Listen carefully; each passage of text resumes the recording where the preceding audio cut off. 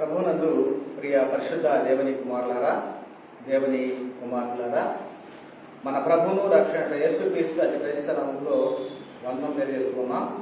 దేవునికి స్తోత్రములు. మరి చదవబడినటువంటి వాక్యము కనుక మనం ఒకసారి పరిశీలన చేసినట్లయితే అపోస్తుల కార్యములు 20వ అధ్యాయము 25 నుంచి 30వ వచనం వరకు మనం పరిశీలన చేసినట్లయితే, ఇదిగో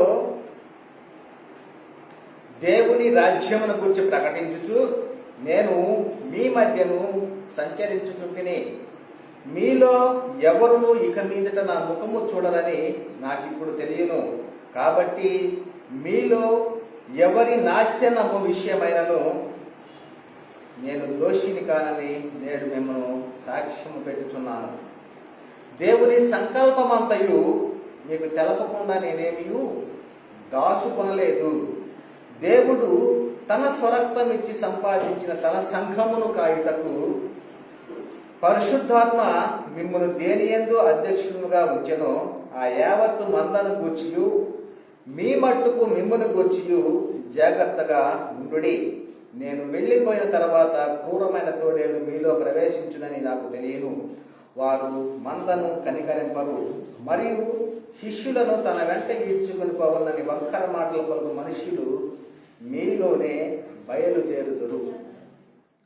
మరి ఈ రోజున మన యొక్క అంశము పేరు ఏమిటంటే, అపోస్తులు సంఘానికి రాసిన పత్రికల యొక్క ప్రాముఖ్యత.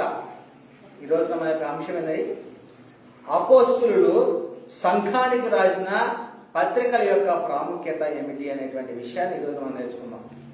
మరి గమనించినట్లయితే అపోస్తులు పత్రికలు రాసి ఉన్నారు. పౌలు గారు రాసి ఉన్నాడు, పేతురు గారు రాసి ఉన్నాడు, అదేవిధంగా యాకోబు గారు, యూదా, యోహాను గారు, ఇలాగా అపోస్తులు పత్రికలు రాసి ఉన్నారు. మరి ఆ పత్రికలు యొక్క ప్రాముఖ్యత ఏమిటి అనేటువంటి విషయాన్ని మనం తెలుసుకుందాం.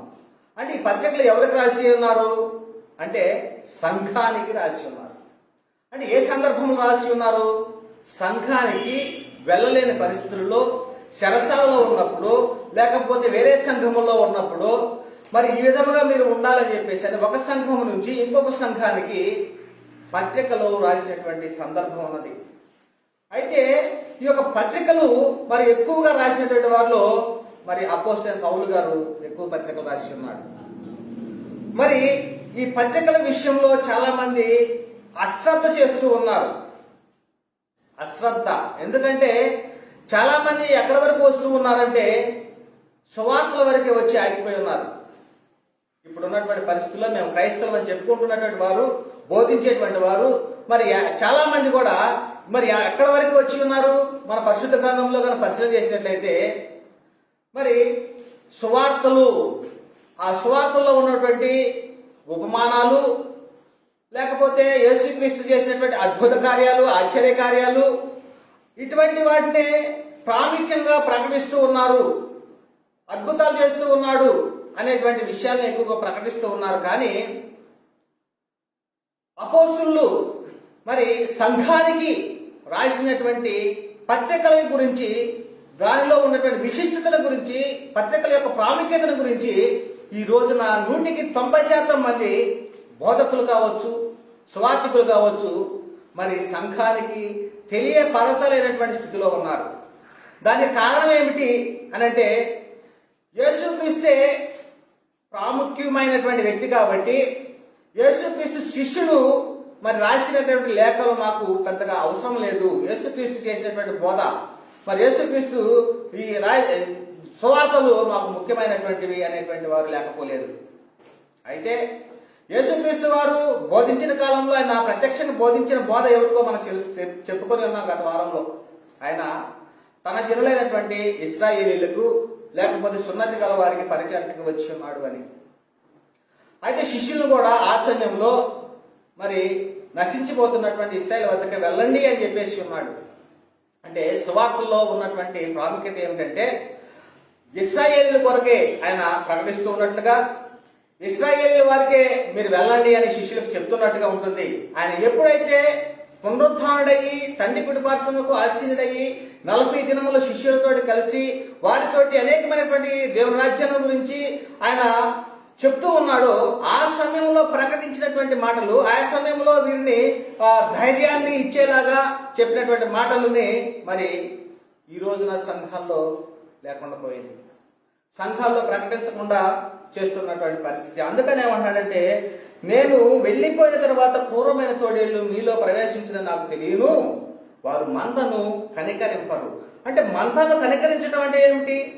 మరి నేటి సంఘము క్రీస్తుని శిరస్సుగా కలిగినటువంటి సంఘములో మనం ఉన్నాం.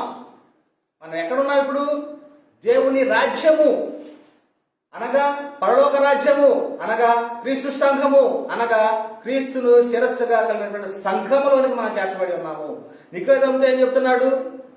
ఒకడు నీటి మూలముగాను ఆత్మ మూలముగాను జన్మిస్తే గాని దేవుని రాజ్యంలో ప్రవేశింపలేడు అంటున్నాడు.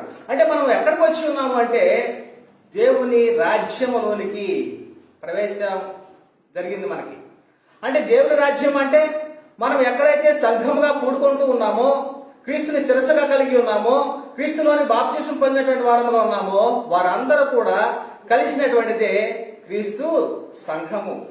మరి ఆ సంఘానికి మరి అపోస్తులు రాసినటువంటి పత్రికల యొక్క ప్రాముఖ్యతను మనము గ్రహించలేకపోతూ ఉన్నాం, గుర్తించలేకపోతూ ఉన్నాం. ఎందుకని ఇలా జరుగుతుందంటే, మరి అపవాది మొదటి నుండి మోసం చేస్తూ ఉన్నాడు. మరి అపవాది యొక్క చెరలోనికి వెళ్ళినటువంటి వారుగా ఉంటూ ఉన్నారు. మరి అయితే ఈ సంఘము ఎలాగా ప్రారంభించబడింది అంటే, ఇది దేవుని యొక్క అనాది సంకల్పము, దేవుని యొక్క చిత్తము, దేవుని యొక్క ప్రణాళిక ఇది సంఘం అంటే. ఈ సంఘానికి ఉన్నటువంటి విశిష్టతను మనం కనుక గమనించినట్లయితే, తరములలోనూ యుగములలోనూ మరుగై ఉన్నటువంటి మర్మము మరి చెప్పవలసినటువంటి ఇది ఇక్కడ అనేటువంటిది మనం తెలుసుకోవాలి. మరి అయితే నేటి కాలంలో సంఘములలో ఏ విధమైనటువంటి బోధన ప్రకటిస్తూ ఉన్నారు అంటే, యేసుక్రీస్తు చెప్పు, మీరు ఏమి వినుచున్నారో, ఏమంటున్నాడు? మీరు ఏమి వినుచున్నారో జాగ్రత్తగా చూసుకొనుడి అంటున్నాడు. మరి ఏమి వినాలి? నేటి కాలంలో సంఘములో చేర్చబడిన తర్వాత క్రీస్తుని శిరస్సుగా కలిగినటువంటి వారు, లేకపోతే దేవుని కుమారులుగా పిలువబడుతున్నటువంటి వారు సంఘములోనికి చేర్చబడిన తర్వాత ఏ మాటలు వినాలి, మరి ఏవి మనం అనుసరించాలి అంటే మరి చెప్తున్నాడు, క్రీస్తు బోధ యందు నిలిచి ఉండని వాడు అంటున్నాడు. అంటే మనం ఏ బోధ నిలిచి ఉండాలి అంటున్నాడు? క్రీస్తు బోధ. అంటే క్రీస్తు బోధ అంటే ఎక్కడుంది క్రీస్తు బోధ? అంటే 4 సువార్తలు ఉన్నటువంటి బోధ అయినా మనకి క్రీస్తు బోధ. మరి ఇక్కడైతే అడుగు తప్పిపోతా ఉన్నారు, అడుగులు తప్పడడుగు వేస్తున్నారు. క్రీస్తు బోధ యందు నిలిచి ఉండనవాడు క్రీస్తు విరోధి అన్నట్లుగా వీళ్ళు ఏం చేస్తున్నారంటే, క్రీస్తు ప్రత్యక్షంగా ఇశ్రాయేలు చేసినటువంటి బోధ అది మన బోధ అనుకుంటూ ఉన్నారు. అసలు సర్వసత్యమైనటువంటి బోధ ఏమిటో వీళ్ళు గ్రహించలేనటువంటి స్థితిలో ఉన్నారు. మరి యేసుక్రీస్తు వారు ఏం చెప్పాడు? నేను వెళ్ళిపోయిన తర్వాత తండ్రి వద్ద ఉన్నటువంటి పరిశుద్ధాత్ముడు మీ వద్దకు పంపుతాను, నేను వెళ్ళిపోవటం మీకు మంచిది అంటున్నాడు. ఆయన వచ్చి ఏం చేస్తానన్నాడు? మిమ్మలను సర్వసత్యంలో నడిపిస్తాడు, తండ్రి చేత వాగ్దానం చేయబడినట్టు ఆత్మ కొరకు మీరు కనిపెట్టండి అని చెప్పేసి అంటున్నాడు. యెరూషలేము నుండి ఎటు వెళ్ళొద్దు అంటున్నాడు. మరి అయితే మరి యేసుక్రీస్తు వారు మరి తండ్రి వాగ్దానం చేయబడినటువంటి పరిశుద్ధాత్మను ఈ లోకానికి పంపించినప్పుడు ఏం జరిగింది? అపోస్తలులు 12 మంది కూడా పెంతెకోస్తు పండుగ ఉన్నాడు ఆ పరిశుద్ధాత్మ శక్తిని పొందుకొని ఉన్నారు. మరి దేవుని యొక్క అనాది సంకల్పమైనటువంటిది, దేవుని యొక్క నిత్య సంకల్పమైనటువంటిది, దేవుని యొక్క ప్రణాళిక అయినటువంటిది మరి పునఃస్థితి స్థాపన.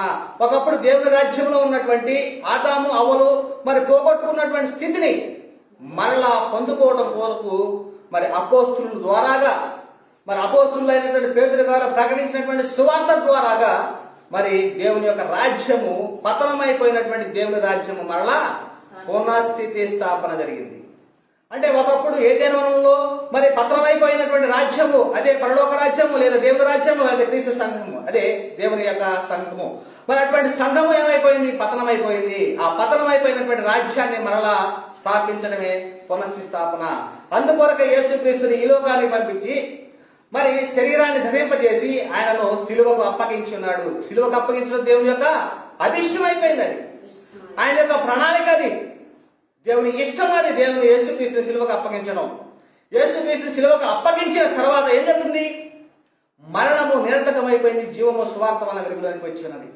మరి వచ్చినటువంటి ఆ యొక్క సువార్తను ఏం చేశారు వీళ్ళు? అపోస్తులు ప్రకటించారు. మీరు శిలువ వేసినటువంటి ఈ యేసునే దేవుడు ప్రభువుగాను క్రీస్తుగాను నియమించి ఉన్నాడు. మరి అనేకమైనటువంటి సాక్ష్యాలను చూపిస్తూ, అనేకమైనటువంటి లేఖనాలను వాళ్ళు చూపిస్తూ, మరి ఎవరి యందు పాప క్షమాపణ కలిగి ఉంది, ఎవరి ద్వారాగా మనకు పాప క్షమాపణ కలుగుతుందని చెప్పి ఉన్నారో, మరి ఆ యొక్క లేఖనాలన్నింటిని కూడా అపోస్తలుడైన పౌలు గారు కావచ్చు, పేతురు గారు కావచ్చు, వాళ్ళందరూ కూడా ఆ లేఖనాలను ఎత్తి చూపించి, ఇదిగో ప్రవక్తలను అనేక మంది ఏ నామంలో పాప క్షమాపణ కాదని చెప్పి ఉన్నారో ఆయనే ఈయన, ఈ నామంలోనే మనకు రక్షణ ఉంటుంది అనేటువంటిది స్పష్టంగా చెప్పటం జరిగింది. మరి అటువంటిది ఎక్కడ చెప్పారు? ఎవరికి చెప్పారు? సంఘానికి చెప్పి ఉన్నారు. ఏది సంఘము? క్రీస్తుని శిరస్సుగా కలిగిన సంఘము, క్రీస్తులోనికి మనమందరం కూడా అవయవములుగా చేర్చబడినటువంటి సంఘము. మరి ఈ సంఘములోనికి మనము చేర్చబడి ఉన్నాము. అయితే మనము దాన్ని ఏమంటారు? క్రీస్తు యేసే మూలరాయి ఉండగా అపోస్తులు ప్రవక్తలు వేసిన పునాది మీద మనం కట్టబడి ఉన్నాము అంటున్నాం. క్రీస్తు యేసే మూలరాయి. ఆ క్రీస్తు యేసు ఎవరు అంటే సంఘము. అంటే తన బండ మీద, నా బండ మీద ఈ సంఘాన్ని కట్టుదు అంటున్నాడు. ఏ బండ మీద సంఘాన్ని కడతానన్నాడు? దేవుని కుమారుడైన క్రీస్తు, సజీవుడు వగు దేవుని కుమారుడు అయినటువంటి క్రీస్తు అన్న బండ మీద సంఘాన్ని కట్టుదు అని చెప్పేసి పేతురు గారి పరలోక రాజ్యం యొక్క తాళం చెవులు అప్పగించడం జరిగినటువంటిది. అంటే దాన్ని ఒకసారి లేఖనాలు మనం చూసినట్లయితే మత్తయి సువార్త 16వ అధ్యాయము 18వ వచనం చెప్తున్నాడు, మరి నీవు పేతురువు, ఈ బండ మీద నా సంఘమును కట్టుదువు, పాతాళలోక ద్వారములు దాని ఎదుట నిలువనేరవని నేను నీతో చెప్పుతున్నాను అంటున్నాడు. మరి ఇలా చదువుకున్న 28వ వచనం, అపోస్తలుల కార్యాలు 20వ వచనంలో, దేవుడు తన స్వరక్తం ఇచ్చి సంపాదించిన తన సంఘమును కాయుటకు పరిశుద్ధాత్మ. అంటే మనం ఇప్పుడు ఏ నియమములోనికి వచ్చి ఉన్నాము అంటే ఆత్మ యొక్క నియమములోనికి వచ్చి ఉన్నాము. మనం ఏ నియమంలోకి వచ్చి ఉన్నాము? ఆత్మ యొక్క నియమములోనికి మనము వచ్చి ఉన్నటువంటి పరిస్థితి. అంటే ఆత్మ యొక్క నియమం అంటే ఇక్కడ పరిశుద్ధ ఆత్మ దేని యందు మిమ్మల్ని అధ్యక్షులుగా ఉంచాను అంటున్నాడు. పరిశుద్ధాత్మ మిమ్మల్ని దేని యందు అధ్యక్షులుగా ఉంచిన ఆ యావత్ మందని గురించి మీ మట్టుకు మిమ్మల్ని గురించి జాగ్రత్తగా ఉండుడి. అంటే ఎంత జాగ్రత్తగా ఉండాలి? నిత్యము దేవునితోటి ఉండవలసినటువంటి పరిస్థితి సంఘంలో చేర్చబడినటువంటి వారికి ఉంటుంది. అంటే దేవుని రాజ్యములో అనగా క్రీస్తు యొక్క రాజ్యంలో చేర్చబడినటువంటి వారు, క్రీస్తుని రాజుగా కలిగినటువంటి వారు, క్రీస్తుని ప్రభువుగా కలిగినటువంటి వారు, క్రీస్తు సంఘంలో ఉన్నటువంటి వారు, అటువంటి వారు గురించి ఏమంటున్నాడు? జాగ్రత్తగా ఉండాలి. ఎందుకంటున్నాడు? నేను వెళ్ళిపోయిన తర్వాత క్రూరమైన తోడేలు వస్తాయి, అవి మందను కనికరింపవు. కాబట్టి ఈ విధముగా మరి సంఘములోనికి మనము చేర్చబడి ఉన్నాము. మరి పేతురు గారికి పరలోక రాజ్యం యొక్క తాళపు చెవులు ఇచ్చినప్పుడు ఏమంటున్నాడు? నీవు పేతురువు, ఈ బండ మీద నా సంఘమును కట్టుదువు అని అన్నాడు. అంటే ఏ బండ మీద కడతానన్నాడు? సజీవుడు వాకు. ఎవరు అనుకుంటున్నాడు యేసుక్రీస్తు గురించి? నా గురించి ఏమనుకుంటున్నారు అని చెప్పేసి అన్నప్పుడు పేతురు అడుగుతున్నాడు, నువ్వైతే ఏమనుకుంటున్నావు అని అడిగినప్పుడు, నీవు దేవుని కుమారుడు అయిన క్రీస్తువు, అంటే సజీవుడు వాకు దేవుని కుమారుడైన క్రీస్తు అని చెప్తున్నాడు. అయితే ఈ బండ మీద నా సంఘమును కట్టుదు అంటున్నాడు. అంటే మనం ఏ బండ మీద, సంఘంలో ఏ బండ మీద కట్టబడి ఉన్నాము? యేసుక్రీస్తు దేవుని కుమారుడు అనేటువంటి బండ మీద క్రీస్తు యేసే మూలరాయి ఉన్నాడు. క్రీస్తు యేసే మూలరాయి. అయితే అపోస్తులు ప్రవక్తలు వేసినటువంటి పునాది మీద మనము కట్టబడి ఉన్నాం. అంటే సంఘము అనుసరించవలసినటువంటి మాటలు కానీ, నేడు సంఘములో ప్రకటించవలసినటువంటి మాటలు కానీ మన పరిశుద్ధ గ్రంథంలో ఎక్కడ ఉన్నవి అంటే, ఆత్మ యొక్క నియమము ఎప్పటి నుంచి ప్రారంభించబడి ఉన్నదో, మరి ఆ కాలము నుండి యేసుక్రీస్తు పునరుత్థాన కాలం వరకు కూడా, మరి యేసుక్రీస్తు రెండోసారి ఏ విధంగా రాబోతున్నాడు అనేటువంటి ఎక్కడ వరకు చెప్పబడిన ప్రకటన గ్రంథంలో, అక్కడ వరకు మనము అనుసరించవలసిన మాటలు మనం ఉన్నాయి. అంటే ఎందుకు ఈ రోజున మనం ఈ మాట చెప్పుకుంటున్నాం? అపోస్తులు సంఘానికి రాసినటువంటి పత్రికల యొక్క ప్రాముఖ్యత అంటే చాలా మంది ఈ పత్రికలకి మరి అనుసరించేటువంటి పరిస్థితి లేరు. ఈ యొక్క పత్రికల్లో ఉన్నటువంటి ప్రాముఖ్యాన్ని ప్రకటించేటువంటి స్థితిలో లేరు వీళ్ళు. ఎందుకంటే దీనిలో ఉన్నటువంటి మరి పరిశుద్ధాత్మ ద్వారా వ్రాయబడినటువంటి లేఖనాలను అపార్థం చేసుకుంటున్నారు, దాన్ని అర్థం చేసుకోలేకపోతూ ఉన్నారు. కాబట్టి మరి ఎందుకు మరి ఈ రోజున మనం ఈ అంశంలోకి వచ్చి ఉన్నాము?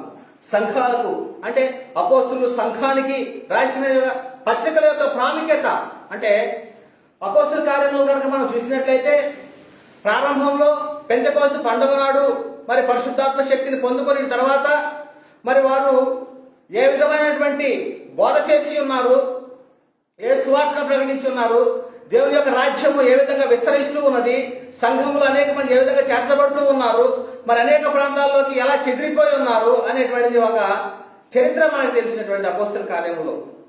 మరి అక్కడ నుంచి చూసినట్లయితే పత్రికలు అన్ని కూడా మరి పౌలు గారు రాసిన పత్రికలు కావచ్చు, పేతురు గారు రాసిన పత్రికలు కావచ్చు, యాకోబు రాసిన పత్రికలు కావచ్చు, లేకపోతే యూదా రాసిన పత్రికలు కావచ్చు, యోహాన్ గారు రాసినటువంటి పత్రికలు కావచ్చు, ప్రతి ఒక్క పత్రికకు మరి చాలా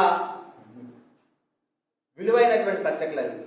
మరి అందుకనే ఏమంటున్నాడంటే మా పత్రికలు చాలా విలువైనవి, ఘనమైనవి అని చెప్పేసి అని కూడా చెప్తున్నటువంటి మాటలు మనం ముందుగా నేర్చుకోబోతున్నాం.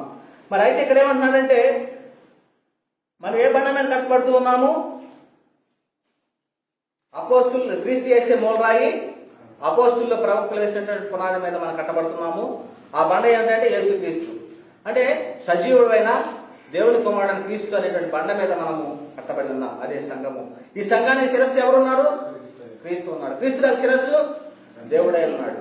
అంటే ఈ విధంగా మనము చెప్పుకుంటూ పోతే ఆ సంఘానికి ఆయన శిరస్సు అయి ఉన్నాడు. ఆ యొక్క శరీరం, ఆయన యొక్క శరీరంలో మనము సంఘంగా పిలవబడుతున్నాము, అవయములుగా మనము పిలువబడుతూ ఉన్నాము. ఎఫెసీ పత్రిక 5వ అధ్యాయం 30వ వచనం మనం చూసినట్లయితే మనము క్రీస్తు శరీరములకు అవయములై ఉన్నాము గనుక అలాగే క్రీస్తు కూడా సంఘములను పోషించి సంరక్షించుతున్నాడు అంటున్నాడు. మరి ఈ విధంగా మనము మరి ఎక్కడికి మనం వచ్చి ఉన్నాము అంటే జీవము గల దేవుని సంఘానికి మనం వచ్చి ఉన్నాము. మనం ఏ సంఘానికి ఎక్కడికి వచ్చి ఉన్నాము? జీవము గల దేవుని సంఘానికి వచ్చి. తిమోతికి రాసినటువంటి మొదటి పత్రిక 3వ అధ్యాయం 15వ వచనంలో అయినను నేను ఆలస్యం చేసిన యెడల దేవుని మందిరములో అనగా జీవము గల దేవుని సంఘములో జనులు ఎలాగ ప్రవర్తింపవలనో అది నీకు తెలియవలనని ఈ సంగతులను మీకు వ్రాయిచున్నాను. ఆ సంఘము సత్యమునకు స్తంభమును ఆధారమునై ఉన్నది. అంటే జీవము గల దేవుని సంఘమునకు మనం వచ్చి ఉన్నాము. అదేవిధంగా ఆ సంఘం ఎలా ఉంటుందంట? సత్యమునకు స్తంభమును ఆధారమునై ఉన్నది. మరి అదేవిధంగా ఈ యొక్క సంఘం మరి జ్యేష్ఠుల యొక్క పరలోక పొందినటువంటి జ్యేష్ఠుల సంఘానికి మనం వచ్చి ఉన్నామని చెప్పబడతా ఉంది. మనం కలిగి ఉన్నటువంటి ఈ సంఘం యొక్క విశిష్టత మనం గమనించినట్లయితే ఎలా ఉందంటున్నాడు? పరలోకం మందు రాయబడుతున్నటువంటి జ్యేష్ఠుల సంఘానికి మనం వచ్చి ఉన్నాము. ఎంత గొప్పతనం, ఎంత విశిష్టత ఉన్నటువంటిదో ఒకసారి మనం వచ్చినటువంటి సంఘానికి మనం గమనించాలి. మరి హెబ్రీ రాసిన పత్రిక 12వ అధ్యాయం 23వ వచనంలో పరలోకమందు వ్రాయబడి ఉన్న జ్యేష్ఠుల సంఘమునకును వారి మహోత్సవమునకును అందరి న్యాయాధిపతి దేవుని యొద్దకును సంపూర్ణ సిద్ధి పొందిన నీతిమంతుల ఆత్మ యొద్దకును మనము వచ్చి ఉన్నాము. అంటే ఇటువంటి సంఘంలో మనం చేర్చబడి ఉన్నాము. ఇటువంటి సంఘంలో చేర్చబడిన తర్వాత ఆది అపోస్తులు మరి ప్రారంభ సంఘములో వారు ఏ విధంగా నడుచుకోవాలి, వారు ఏ విధంగా సంఘములో వాళ్ళు అనుసరించవలసిన పద్ధతులు ఏమై ఉన్నవి అనేటువంటి తెలియపరచడం కోసమే అపోస్తులు పత్రికలు రాసినటువంటి సందర్భము. అందుకనే తెస్సలోనికీయులకు రాసినటువంటి 2వ పత్రిక 2వ అధ్యాయము మరి చూద్దాం ఒకసారి. అపోస్తలుడైన పౌలు గారు తెస్సలోనికీయులకు రాసినటువంటి 2వ పత్రిక 2వ అధ్యాయము 13వ వచనం. ప్రభువు వలన ప్రేమింపబడిన సహోదరులారా అంటున్నాడు. ఎవరు? సంఘములోనికి చేర్చబడినటువంటి వారు, క్రీస్తుని శిరస్సుగా కలిగినటువంటి క్రైస్తవుల గురించి చెప్తున్నటువంటి మాటలు. ఏమంటున్నాడు? ప్రభువు వలన ప్రేమింపబడిన సహోదరులారా, ఆత్మ మిమ్మును పరిశుద్ధ వలనను. మనము ఎక్కడికి వచ్చి ఉన్నాము అనుకున్నాము? మనం ఎక్కడికి వచ్చి ఉన్నాము? క్రీస్తు చేసే మూలరాయి ఉండగా మరి అపోస్తులు ప్రవక్తించినటువంటి పునాది మీద మనం వచ్చి ఉన్నాము. అక్కడికి జీవము గల దేవుని సంఘానికి మనం వచ్చి ఉన్నాము. మరి ఇక్కడ ఏమంటున్నాడు? ఆత్మ మిమ్మును పరిశుద్ధ వలనను మీరు సత్యమును నమ్ముట వలనను రక్షణ పొందుటకు దేవుడు ఆది నుండి మిమ్మల్ని ఏర్పరుచుకున్నాడు. ఎప్పటి నుంచి ఏర్పరచుకున్నాడట? ఎవరైతే మరి క్రీస్తులోనికి బాప్తిసం పొందుకొని క్రీస్తు మహిమను ధరించుకొని ఉన్నారో వారందరూ కూడా ఆది నుండి మిమ్మును ఏర్పరచుకొని ఉన్నాడు. ఏమన్నాడు? కనుక మేము మిమ్మును బట్టి ఎల్లప్పుడూ దేవునికి కృతజ్ఞతాస్తుతులు చెల్లింపబద్ధులమై ఉన్నాము. మీరు ఇలాగున రక్షింపబడి మన ప్రభు అయిన యేసుక్రీస్తు యొక్క మహిమను పొందవలనని. చూడండి మరి ఎంత స్పష్టంగా చెప్తూ ఉన్నాడు ఇక్కడ. రక్షణ పొందినటువంటి వారు క్రీస్తు యొక్క మహిమను పొందవలనని ఆయన మా సువార్త వలన మిమ్మల్ని పిలిచాను. అంటే అపోస్తులు ప్రారంభంలో పేతురు గారు ప్రకటించినటువంటి సువార్త ఏమిటి అంటే వారు పునరుత్థానానికి సాక్షులుగా ఉన్నారు. యేసుక్రీస్తు యొక్క పునరుత్థానానికి సాక్షులుగా ఉన్నారు. సిలువ వేయబడినటువంటి క్రీస్తుని ప్రకటిస్తూ ఉన్నారు. తండ్రి యొక్క కుడిపార్శ్వన ఆసీనుడయ్యి మన పక్షాన విజ్ఞాపన చేస్తూ ఉన్నటువంటి యేసుక్రీస్తుని వారు ప్రకటిస్తూ ఉన్నారు. అందుకనే ఏమంటాడు ఇక్కడ, మా సువార్త వలన మిమ్మల్ని పిలిచాను కాబట్టి సహోదరులారా నిలకడగా ఉండి అన్నాడు. ఇక్కడ స్పష్టంగా చెప్తున్నాడు, నిలకడగా ఉండాలి. ఎప్పుడైతే మేము ఏ విధంగా పిలవబడి ఉన్నాం, ఏ విధంగా పిలిచాము? సువార్త వలన పిలిచాము. ఏమిటి ఆ సువార్త అంటే లేఖనముల ప్రకారము క్రీస్తు 3వ దినమున చనిపోయాను అంటే 3వ దినమున లేపబడెను అంటే ఆయన చనిపోయి సమాధి చేయబడి 3వ దినమున లేఖనముల ప్రకారము లేపబడెను. మరి ఆయన యొక్క పునరుత్థానాన్ని గురించి వారు సాక్ష్యం చెప్పుచూ ఉండగా ఆ సాక్ష్యమును విన్నటువంటి వారు అనేకులు మరి ఈ యొక్క ప్రారంభ సంఘములోనికి చేర్చబడి ఉన్నారు. దానిలో ఏం జరుగుతుంది? ఆత్మను పొందుకునేటువంటి పరిస్థితి. ఏ ఆత్మను పొందుకుంటున్నారు? పరిశుద్ధ ఆత్మను, వరమును పొందుకుంటారు. అదే అపోస్తుల కార్యాలు 2వ అధ్యాయము 38వ వచనం చెప్తున్నాడు. ఏమంటున్నాడు? పాప క్షమాపణ నిమిత్తము మారు మనసు నిమిత్తము ప్రతివాడు కూడా యేసుక్రీస్తు నామములో బాప్తిసం పొందుడి, అప్పుడు మీరు పరిశుద్ధ ఆత్మ వరమును పొందుదురు. ఇది మీకును 39వ వచనం మీకును మీ దూరస్తులందరూ కూడా చెందుతుంది అని చెప్పేసి అని అక్కడ స్పష్టంగా చెప్పడం జరిగింది. అందుకనే ఏమన్నాడు ఇక్కడ? కాబట్టి సహోదరులారా నిలకడగా ఉండి మా నోటి మాట వలనైనను అంటున్నాడు. ఏమంటున్నాడు? మా నోటి మాట వలన, మేము ఏదైతే ప్రకటిస్తూ ఉన్నామో మా నోటి నుంచి ఏ మాట అయితే వస్తూ ఉందో ఆ మాట వలనైనను మా పత్రికల వలనైనను మీకు బోధింపబడిన విధులను చేపట్టుడి. అంటే ప్రారంభంలో మరి వీరు ఏ విధమైనటువంటి విధులు ఉన్నాయి, వీళ్ళకి ఏ విధంగా సంఘములో నడుచుకోవాలి, ఏ విధమైనటువంటి మరి కట్టడలు ఉన్నవి, ఏ ఆజ్ఞలు ఉన్నవి, ఏ విధులు ఉన్నవి వీరికి మరి సంఘానికి తెలియపరచాల్సిన బాధ్యత ఉన్నది. మరి అంతకుముందు ధర్మశాస్త్రం కలిగినటువంటి ఇశ్రాయేలుకి అయితే మరి 10 ఆజ్ఞలు కలిగిన ధర్మశాస్త్రం వరకు ఉంది. అది యేసుక్రీస్తు వారి శిలువలో కొట్టివేసి ఉన్నాడు.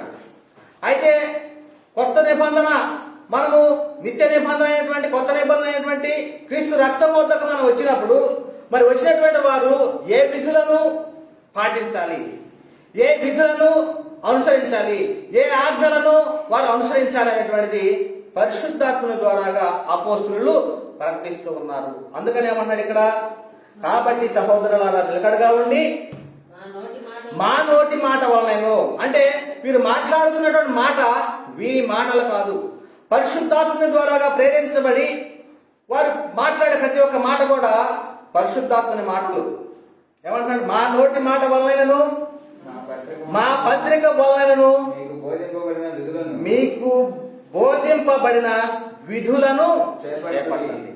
అంటే వారు అపోస్తులు ఏదైతే నోటి మాటల ద్వారా ప్రకటించున్నారో, వారు ఏ విధమైనటువంటి పత్రికలు రాసి ఉన్నారో ఆ పత్రికల్లో చెప్పబడిన విధులను అనుసరించాలి, చేపట్టాలి.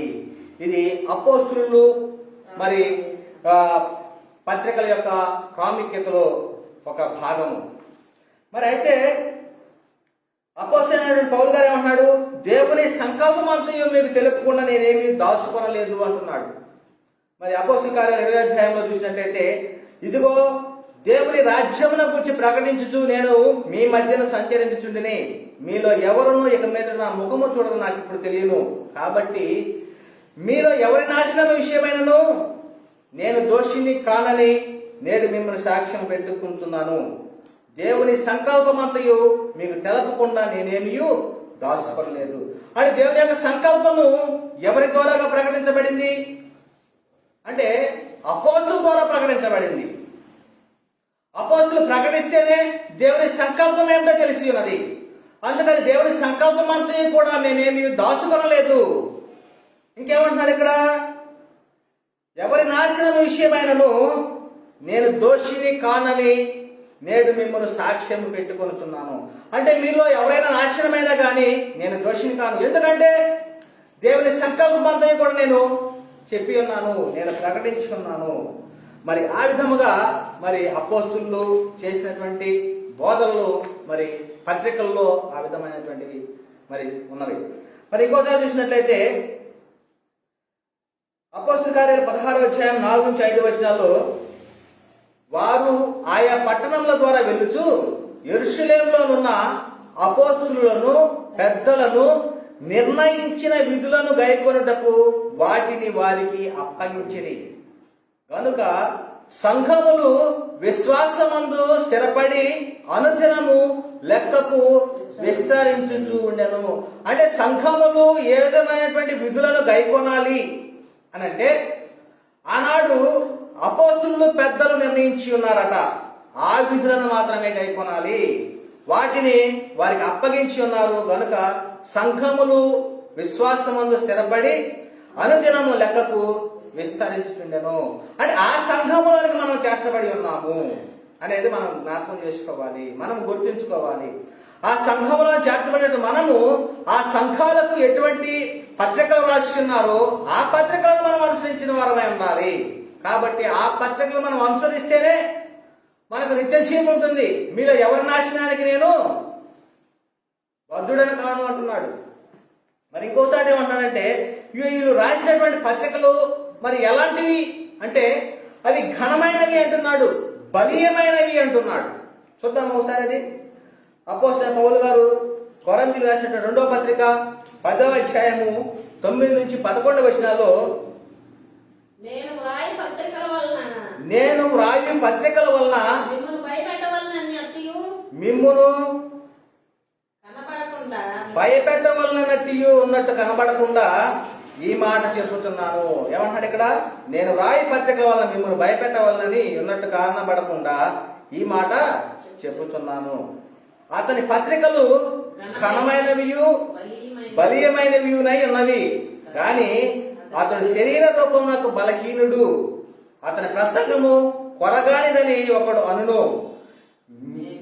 మీ ఎదుట లేనప్పుడు మేము మీ ఎదుట లేనప్పుడు పత్రికల ద్వారా మాటలందెట్టి వారమై ఉన్నాము. ఎదుట ఉన్నప్పుడు క్రియయందు అట్టి వారమైందని అట్లను వాడు తలంచుకొనవలెను. అంటే వీళ్ళు రాసినటువంటి పత్రికలు ఎలాంటివి అంటున్నాడంటే ఘనమైనటువంటివి, బలీయమైనటువంటివిగా ఉంటున్నాయి. అయితే పౌలు గారు ఏమన్నాడు, శరీర రూపంలో నేను బలహీనను, అతని ప్రసంగము కొరగానిదని ఒకడు అనుకోను. అయితే ఏమన్నాడు, మీ ఎదుట లేనప్పుడు పత్రికల ద్వారా మాటల ఎందు ఎట్టి వారమై ఉన్నాము, ఎదుట ఉన్నప్పుడు క్రియలు అట్టి వారమై ఉన్నామని అట్లను వాడు తలంచుకొనవలని అంటున్నాడు. అంటే పత్రికల్లో రాసినది ఒక రకంగా ఉండి పత్రికల్లో ఎదురుగా ఉన్నప్పుడు ఇంకొక రకంగా ఉండేటువంటి వారం కాదు. పత్రికల్లో ఏ విధంగా ఉంటున్నదో, ఏ విధంగా మేము చెప్తున్నామో ఆ విధంగా మేము జీవిస్తూ ఉన్నాము. ఆ విధంగా మీ ఎదురు కూడా ఉన్నప్పుడు మా క్రియలు కూడా అలాగనే ఉంటాయి. మా పత్రికలు ఎలాంటివి అంటే బలమైనవి, ఘనమైనవి ఉన్నవి. కాబట్టి వీటిని అనుసరించాలి, మీరు గైకొనాలి, విధులను పాటించాలంటున్నాడు. అదేవిధంగా ఇంకోసారి చెప్తున్నాడు, ఈ యొక్క పత్రికలు ప్రభు మాకు అనుగ్రహించిన అధికారం చొప్పున రాయిస్తూ ఉన్నారంట. చూడండి అంత స్పష్టంగా, అంత గంభీరంగా చెప్తూ ఉన్నాడు. అధికారం అంట ఇది. పత్రికలు ప్రభు మాకు ఇచ్చినటువంటి అధికారం వలన మేము రాయిస్తూ ఉన్నాము. చూడండి అపోస్తలుడైనటువంటి పౌలు గారు కొరింథీయులకు రాసిన 2వ పత్రిక 13వ అధ్యాయం 10వ వచనం చెప్తున్నాడు, కాబట్టి నేను మీ యొద్దకు వచ్చినప్పుడు పడద్రోయుటకు కాక మిమ్మును కట్టుటకే ప్రభువు నాకు అనుగ్రహించిన అధికారము చొప్పున కాఠిన్యము కనపరచకుండానట్లు దూరముగా ఉండగానే ఈ సంగతులు రాయుచున్నాను. ఇక్కడ ఏం చెబుతున్నాడు? నేను మీ వద్దకు వచ్చినప్పుడు పడద్రోయుటకు కాక అంటున్నాడు. అంటే ఎందుకు రాస్తున్నాడంట? మిమ్మును కట్టుటకే. అంటే రాసేటువంటి లేఖలు లేకపోతే రాసేటువంటి పత్రికల యొక్క ప్రాముఖ్యత ఏమిటంటే వారిని కట్టడానికి, అంటే నిలబెట్టడానికి మరి ప్రభువు నాకు అనుగ్రహించిన అధికారం చొప్పున అన్నాడు. నాకేదైతే ప్రభువు నాకు అధికారం అనుగ్రహించి ఉన్నాడో ఆ అధికారం చొప్పుననే కాఠిన్యము కనపరచకుండాట్లు దూరముగా ఉండగానే ఈ సంగతులను మీకు రాయిచున్నాను. చూడండి ఎంత స్పష్టంగా కట్టడానికి రాస్తూ ఉన్నాడట, నిలబడటానికి, పడిపోకుండా ఉండటానికి యొక్క సంగతులు. ఏమంటాడు? ప్రభువు నాకు అనుగ్రహించినటువంటి ఈ అధికారం వల్ల రాయిస్తూ ఉన్నాను అన్నాడు. చూడండి ఈ పత్రికల యొక్క ప్రాముఖ్యాన్ని కనుక ఒకసారి మనం గమనించినట్లయితే మనం ఈ పత్రికలకు ఎందుకు దూరంగా ఉన్నామా అని చెప్పేసి చాలా మంది బాధపడేటువంటి పరిస్థితి, ఈ వాక్యం వింటున్నటువంటి వారు కూడా బాధపడాల్సిన పరిస్థితి ఉంది. ఇప్పటి వరకు కూడా ఈ పత్రికల విషయంలో దూరంగా ఉండి ఈ యొక్క అపోస్తులు రాసినటువంటి పత్రిక ప్రకటించకుండా ఉంటూ ఉన్నారు. వారు ఏమై ఉన్నారంటే క్రీస్తు సువార్తను చెరపబోరిన వారే ఉన్నారు. క్రీస్తు సువార్తను చెరపబోతున్నారు, చెప్పేవారే వాళ్ళు. సత్యాన్ని ప్రకటించడం లేదు, సంఘానికి చెప్పవలసినటువంటి మాటలు చెప్పడం లేదు. ఏం చెప్తూ ఉన్నారు? ఒకప్పుడు ఇశ్రాయేలు చెప్పిన మాటలు చెప్తూ ఉన్నారు, ఒకప్పుడు యూదులకు చెప్పబడిన మాటలు చెప్తూ ఉన్నారు. సంఘానికి చెప్పవలసిన మాటలు మరి చెప్పబడుతున్నాయా? ఒకసారి మిమ్మల్ని మీరే పరిశీలించుకోండి. మరి ఇంకోసారి చెప్తున్నాడు. మరి 2వ కొరింథీయులకు రాసిన పత్రిక 10వ అధ్యాయము 8 నుంచి 9 వచనాలు చెప్తున్నాడు. పడద్రోయుటకు కాక మిమ్మల్ని కట్టుటకే ప్రభువు మాకు అనుగ్రహించిన అధికారమును గూర్చి నేను ఒకవేళ కొంచెం అధికంగా అతిశయపడినను నేను సిగ్గుపరచబడను. నేను వ్రాయు పత్రికల వలన మిమ్మల్ని భయపెట్టవలనని ఉన్నట్టు కనబడకుండా ఈ మాట చెప్తున్నాను. మిమ్మల్ని భయపెట్టడానికి రాయటం లేదు, మిమ్మలను కట్టుటకే మాకు అనుగ్రహించిన అధికారాన్ని గూర్చి అంటున్నాడు. చూడండి ఈ పత్రికలు రాయటం కూడా దేవుడు ఇచ్చినటువంటి అధికారము, ప్రభువు ఇచ్చినటువంటి అధికారము. అదేవిధంగా వీళ్ళు చెప్పేటువంటి మాటలు మేము ప్రభువులమని చెప్పడం లేదు అంటున్నాడు, మేము ప్రభువులమి అని చెప్పట్లేదు అంటున్నాడు. కొరింథీయులకు రాసినటువంటి 2వ పత్రిక 1వ అధ్యాయం 20వ వచనంలో మీ విశ్వాసము మీద ఏమంటున్నాడు? మేము ప్రభువులమని ఇలాగూ చెప్పుటలేదు గాని మీ ఆనందమునకు సహకారులమై ఉన్నాము, విశ్వాసము చేతనే మీరు నిలకడగా ఉన్నారు అన్నాడు. ఏమన్నాడు? మేము ప్రభువులుగా మీకు చెప్పలేదు, మీ విశ్వాసం మీద మేము ప్రభువులమని ఇలా చెప్పలేదు, కానీ మీ ఆనందమునకు సహకారులమై ఉన్నాము, విశ్వాసము చేతనే మీరు నిలకడగా ఉన్నారు అంటున్నాడు. అదేవిధంగా పేతురు రాసినటువంటి 1వ పత్రిక 5వ అధ్యాయం 3వ వచనంలో మీకు అప్పగింపబడిన ఈ వారిపైన ప్రభువు అయినట్లుండగా మందకు మాదిరిగా ఉండండి అంటున్నాడు. మందకు మాదిరిగా ఉండాలి. చాలా మంది మందకు ప్రభువులైపోతున్నారు, మాదిరి క్రమం లేదు. ప్రభువారు యేసుక్రీస్తు వారు ఏం చెబుతున్నాడు? నేను పరిచారము చేయుటకు వచ్చానంటున్నాడు, పరిచారం చేయించుకుని రాలేదు అంటున్నాడు. అనేకులకు ప్రతిగా ప్రాణ విమోచన ప్రయత్నంగా నా ప్రాణాన్ని పెట్టడానికి నేను ఈ లోకానికి వచ్చి ఉన్నాను అని చెప్తూ ఉన్నాడు. మరి ఈ విధంగా చెప్పినట్లయితే మందకు మాదిరిలుగా ఉండాలి. వారికి ఎలా ఉండాలంటాడు? ప్రభువులుగా ఉండొద్దు, మందకు మాదిరిలుగా ఉండండి. ఎవరైనా సరే ఆ వాక్యం బోధించేటువంటి వారు. మరి ఇంకోసారి చెప్తున్నాడు ఫిలిప్పీ రాసిన పత్రిక 4వ అధ్యాయం 9వ వచనంలో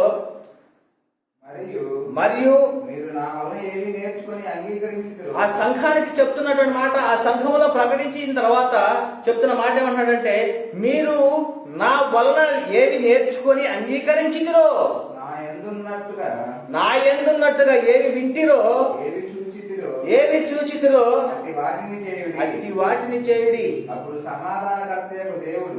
సమాధానకర్తయగు దేవుడు మీకు తోడైండును. ఏమంటున్నాడు ఇక్కడ? నా వలన ఏవి నేర్చుకొని అంగీకరించితిరో, నా యందున్నట్టుగా ఏవి వింటిరో, ఏవి చూసితిరో అట్టి వాటినే చేయండి, అప్పుడు సమాధానకర్తయగు దేవుడు మీకు తోడై ఉంటాడు అంటున్నాడు.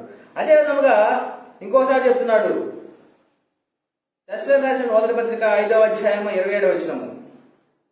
1 తెస్సలోనికీయులకు రాసిన పత్రిక 5వ అధ్యాయము 27వ వచనంలో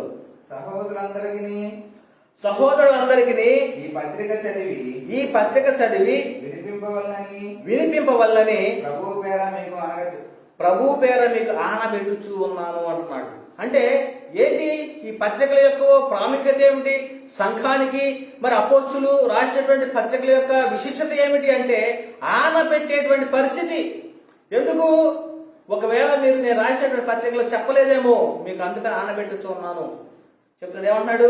సహోదరులందరికీ ఈ పత్రిక చదివి వినిపింపవల్లని ప్రభు పేర మీకు ఆనబెట్టుచు ఉన్నాను. చూడండి ఎంత కష్టంగా చెప్తున్నాడు. మీరు ఒకవేళ ఈ పత్రికలు సంఘానికి మరి చదివించకపోతే, ఒకవేళ వినిపించకపోతే మీ మీద ఆనబెట్టుచున్నాను అంటే పత్రిక యొక్క ప్రాముఖ్యత అంత విశిష్టమైనటువంటిది. ఈ పత్రిక చదివి వినిపింపవాలని ప్రభు పేరు మీకు ఆనబెట్టుచున్నాను అన్నాడు. అదే విధముగా కొలసీ రాసిన పత్రిక 4వ అధ్యాయం 16వ వచనంలో ఈ పత్రిక మీరు చదివించుకున్న తరువాత అన్నాడు. ఏదైతే పత్రికను కొలసీ సంఘానికి రాసి ఉన్నాడో ఆ కొలసీలు ఈ సంఘాన్ని ఈ పత్రికను చదివించుకున్న తర్వాత ఏం చేయాలన్నాడు? లవోదీక వారి సంఘములోనూ చదివించుడి అంటున్నాడు. అదే విధంగా లవోదీక వారికి రాసినటువంటి పత్రికను మీరును చదివించుకోండి. అంటే ఒక సంఘమునకు రాసినటువంటి పత్రికను ఇంకొక సంఘము వారు, ఇంకొక సంఘమునకు రాసినటువంటి పత్రిక ఇంకొక సంఘము వారు చదివించుకోవాలి. ఎందుకు చెప్తూ ఉన్నాడు అంటే ఆనాడు ఏదో దూరంలోనో, ఏదో దూర ప్రాంతంలోనో, లేకపోతే చెరసాల్లోనో ఉండి ఈయన పత్రికలు రాసి ఉన్నాడు. ప్రభు యొక్క ఆజ్ఞ వలన, ప్రభు యొక్క చెప్పినటువంటి మాటలను బట్టి, అధికారం వలన ఈయన చెప్తూ ఉన్నాడు. అందుకని ఈ పత్రిక మీరు చదివించుకున్న తర్వాత లవోదీక వారి సంఘములోను చదివించుడి, లవోదీకకు రాసి పంపిన పత్రికను మీరును చదివించుకుని అని చెప్పేసి అని కొలసీలకు రాసినటువంటి పత్రికల్లో చెప్తున్నాడు.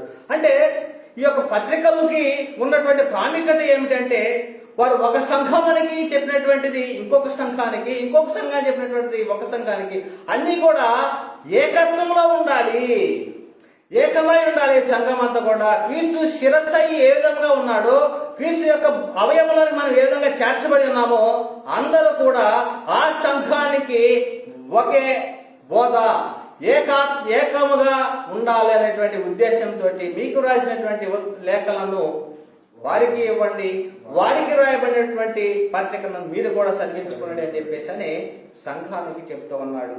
అదేవిధంగా అపోస్తులు రాసినటువంటి పత్రికలు ఎలాంటివి, ఏ విధమైనటువంటివి అనేటువంటి మనం పరిశీలన చేసుకున్నట్టయితే పత్రికల ద్వారా కఠినంగా చెప్పేటువంటి వారట. ఈ పత్రికల వలన కఠినముగా చెప్పేవారట అపోస్తులు. చూద్దాం ఒకసారి 2వ దశలో రాసిన పత్రిక 3వ అధ్యాయం 14వ వచనంలో ఈ పత్రికల మూలముగా మేము చెప్పిన మాటకు ఎవడైనను లోబడని ఎడల అతనిని కనిపెట్టి అతడు సిగ్గుపడ నిమిత్తము అతనితో సాంగత్యము చేయకుడి.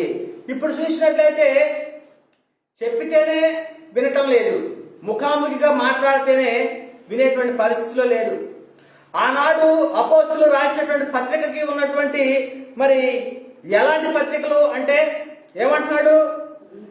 ఈ పత్రిక మూలముగా ఏదైతే ఒక సంఘానికి రాస్తూ ఉన్నాడో ఆ పత్రిక మూలముగా మేము చెప్పిన మాటకు, ఏదైతే ఆ పత్రికలో చెప్పి ఉన్నామో ఆ పత్రికలో ఉన్న వాటికి లోబడిన ఎడల అతనిని కనిపెట్టాలి. ముందు అతడు సిగ్గుపడి నిమిత్తము అతనితో సాంగత్యము చేయకుడి. చూడండి మరి అపోస్తులు ఎంత కఠినముగా మరి పత్రిక ద్వారా చెప్తూ ఉన్నారు. ఇంకోసారి చెప్తున్నాడు, 1 కొరింథీయులకు రాసిన పత్రిక 5వ అధ్యాయం 9 నుంచి 11 వచనాల్లో జారులతో సాంగత్యము చేయవద్దని నా పత్రికలో మీకు రాసి ఉంటిని. ఏమన్నాడు? జారులతో సాంగత్యము చేయవద్దని. జారులు అనగా ఎవరు అంటే దేవుని యొక్క ఆత్మ యొక్క నియమానికి వ్యతిరేకంగా చేసేట వారు, దేవుని యొక్క చిత్తాన్ని జరిగించకుండా తన శరీరానికి సంబంధించినటువంటి శరీర ఆశలను, కోరికలను నెరవేర్చుకునేటువంటి వారు. ఇంకా చెప్పాలంటే చాలా ఇదిగా ఉంటుంది. కాబట్టి జాతులతో సాంగత్యము చేయవద్దని నా పత్రికలలో మీకు రాసి ఉంటుంది. పత్రికలలో రాసి ఉన్నాడు.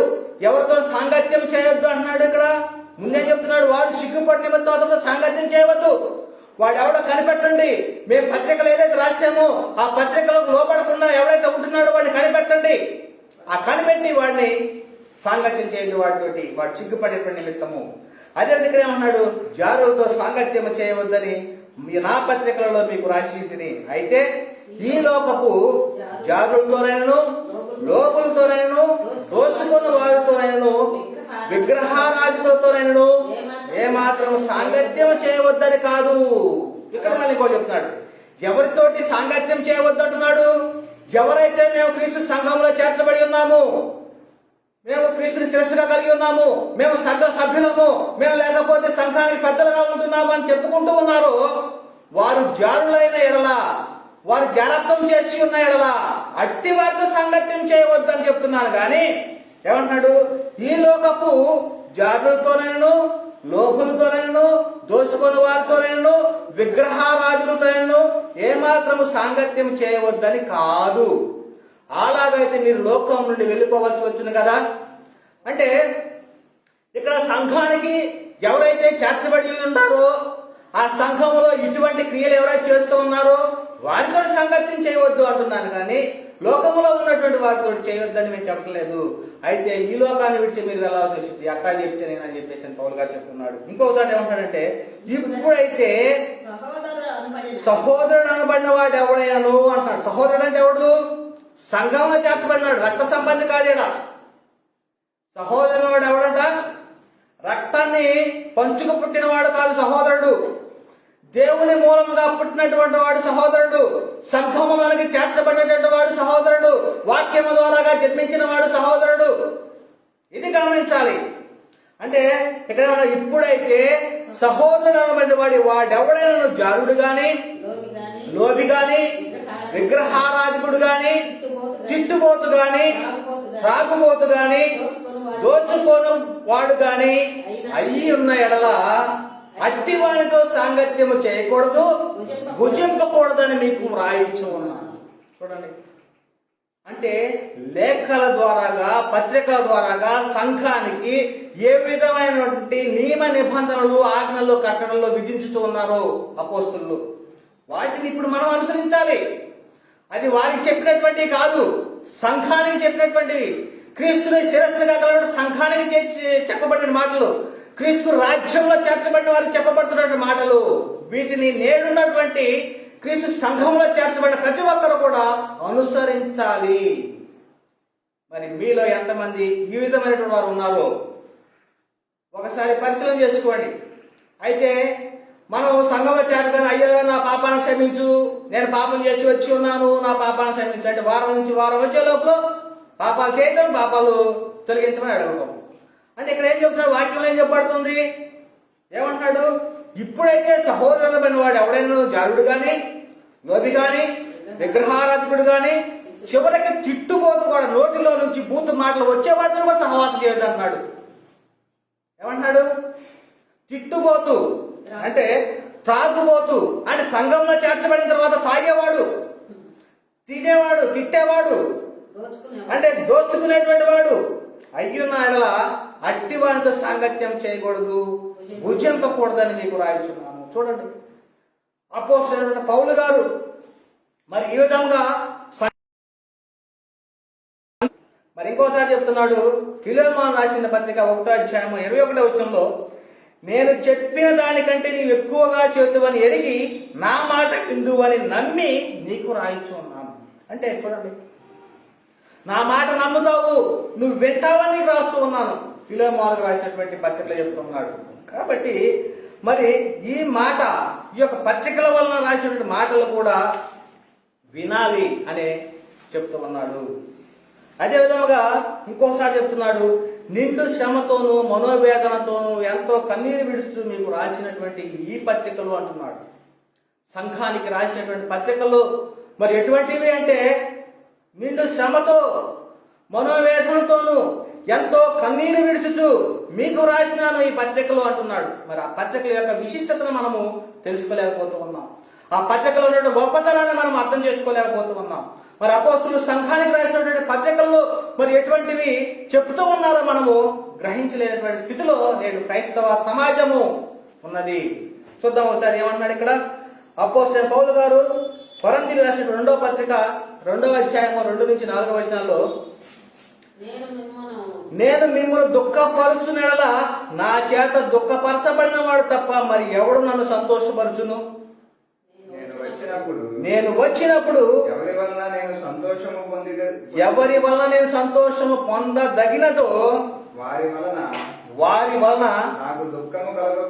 నాకు దుఃఖము కలగకుండా వలనని ఈ సంగతి మీకు రాసితిని. మరియు నా సంతోషము మీ అందరి సంతోషమేనని మీ అందరి యందు నమ్మకం కలిగి ఇలాగూ రాసితిని. మీకు దుఃఖము కలగవలని కాదు గాని మీ ఎడల నాకు కలిగి ఉన్న అత్యధికమైన ప్రేమను మీరు తెలుసుకోనవలనని నిండు శ్రమతోనూ మనోవేదనతోనూ ఎంతో కన్నీరు విడుచుచు మీకు రాసితిని. అంటే మిమ్మల్ని దుఃఖపెట్టడానికో మిమ్మల్ని కఠినపరచడం కోసం నేను ఇవి రాయట్లేదు. ఎందుకు రాస్తూ ఉన్నానంటే ఏమంటున్నాడు, నేను వచ్చినప్పుడు ఎవరి వల్ల నేను సంతోషం పొందదగినదో వారి వల్ల నాకు దుఃఖము కలగకుండా నిమిత్తం ఈ సంగతి రాసితిని. అందువల్ల ఏమంటున్నాడు, మీకు దుఃఖము కలగవలని కాదు గాని మీ ఎడల నాకు కలిగి ఉన్న అత్యధికమైన ప్రేమను ఇలాగూ మీరు తెలుసుకునే వల్లని నిండు శ్రమతోనూ మనోవేదనతోనూ ఎంతో కన్నీరు విడుచు మీకు పత్రిక రాసితిని. అంటే ఒక సంఘంలో చేర్చబడినటువంటి వాడు క్రీస్తు యొక్క రాజ్యం నుండి తొలగిపోకుండా ఉండడం కోసము, దేవుని యొక్క ప్రణాళిక నుండి తప్పిపోకుండా ఉండు నిమిత్తము మరి ఎంతో కఠినంగా రాస్తూ ఉన్నాడు, ఎంతో దుఃఖంతో రాస్తూ ఉన్నాడు, కన్నీరు విడుస్తూ పత్రికలు రాస్తూ ఉన్నాడు. మరి ఇంకోసారి చెప్తున్నాడు అపోస్తలుడైన పౌలు గారు కొరింథీయులకు రాసిన 2వ పత్రిక 7వ అధ్యాయం 8-10 వచనాల్లో, నేను రాసిన పత్రిక వలన మిమ్మల్ని దుఃఖపెట్టినందున విచారపడను. ఒకవేళ నేను రాసిన పత్రిక మీకు దుఃఖపడితే, మీరు కనుక ఏడిస్తే నేను విచారపడను. ఎందుకంటే నాకు విచారము కలిగినను ఆ పత్రిక మిమ్మల్ని స్వల్పకాలం మట్టుకే దుఃఖపెట్టినని తెలుసుకొని ఉన్నాను. అంటే ఒకవేళ మీకు రాస్తే ఈ పత్రికల వలన మీరు కనుక చదువుకొని ఉంటే అది ఎంతకాలం అన్నాడు, మిమ్మల్ని స్వల్పకాలం మట్టుకే దుఃఖపెట్టని తెలుసుకుని ఉన్నాను. మీరు దుఃఖపడితేరని సంతోషించడం లేదు కానీ మీరు దుఃఖపడి మారు మనసు పొందిద్దరని ఇప్పుడు సంతోషించుతూ ఉన్నాను. ఏమన్నాడు, ఈ పత్రికలు రాశాను, ఈ పత్రికలు మీరు చదువుకున్నారు, ఈ పత్రికల వలన మీరు దుఃఖపడుతూ ఉన్నారు. అయితే ఎందుకు ఆ దుఃఖం కలిగిందంటే మారు మనసు పొందిద్దరని ఇప్పుడు నేను సంతోషపడుతూ ఉన్నాను. ఏదైనా ఏ విషయంలో నేను మా వల్ల మీరు నష్టము పొందకుండాకై దైవ చిత్తానుసారముగా దుఃఖపడతారు. దైవ చిత్తానుసారమైనటువంటి దుఃఖాన్ని వారు పడి ఉన్నారంట. దైవ చిత్తానుసారమైన దుఃఖము ఏమంటున్నాడు, రక్షణార్థమైన మారు మనసు కలగజేయను. ఈ మారు మనసు దుఃఖమును పుట్టించదు, అయితే లోక సంబంధమైన దుఃఖము మరణమును కలగజేయను. ఒకవేళ సంఘ కాపరి లేకపోతే సంఘాధ్యక్షుడు లేకపోతే సంఘ పెద్ద, సంఘాన్ని నడిపించేటువంటి వాడు సంఘానికి గట్టిగా 2 మాటలు పడినప్పుడు వాడు గనక దుఃఖపడినట్లయితే ఆ దుఃఖము మారుమనసు నిమిత్తం అయితే పర్వాలేదు కానీ లోకం విషయం అయితే వాడు మరణానికి లోనవుతాడు. లోకంలో వాడు తీసుకున్నట్టుగా తీసుకుంటే వాడు మరణానికి లోనవుతాడు. అదే కనుక వాడు దుఃఖపడినట్లయితే మారు మనసు పొందినట్లయితే నిత్య జీవానికి వెళ్తాడు అనేటువంటిది ఈ యొక్క లేఖల ద్వారా మనకు అర్థమవుతా ఉన్నది. ఇంకోసారి చూసినట్లయితే అపోస్తలుల కార్యాలు 15వ అధ్యాయము 29 నుంచి 31 వచనాల్లో, ఈ అవశ్యమైన వాటికంటే ఎక్కువైన ఏ భారమును మీ మీద మోపకూడదని పరిశుద్ధ ఆత్మకును మాకును తోసెను. వీటికి దూరముగా ఉండదు జాగ్రత్త పడితిరా, అది నీకు మేలు, నీకు క్షేమము కలుగును గాక. అంతటా వారు సెలవు పుచ్చుకొని అంతియోకయకు వచ్చి శిష్యులను సమకూర్చి ఈ పత్రిక ఇచ్చిరి. వారు దాన్ని చదువుకొని అందువలన ఆదరణ పొంది సంతోషించిరి.